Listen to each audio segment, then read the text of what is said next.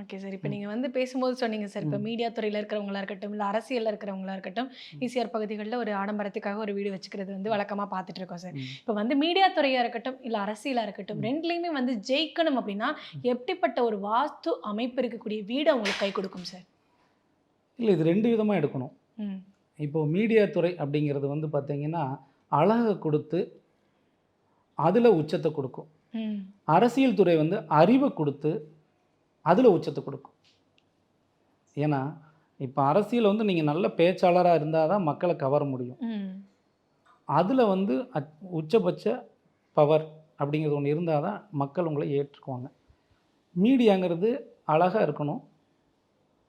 அதே சமயத்தில அந்த துறையில அவங்க மிக பிரமாண்டமா வெற்றி அடையணும். ம். அப்ப 2 பேர்த்துக்கான வாஸ்து அமைப்புகள் வேறு வேறு. அப்போ இது 2யுமே யாருக்கு என்னன்னு பார்த்து அமைச்சோம்னா, அந்த துறையில சூப்பரா இருக்கும்.